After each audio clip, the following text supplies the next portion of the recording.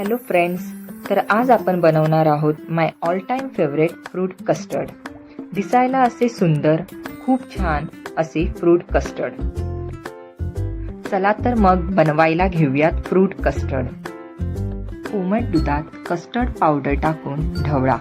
त्यात तुम्हाला आवडेल तशी साखर घाला. शक्यतो थोडीच साखर घाला आणि त्याला मंद आचेवर एक उकळी येऊ द्या आणि त्याला सतत ढवळत राहा आणि ते दूध थंड होऊ द्यात. आता फळे घ्या.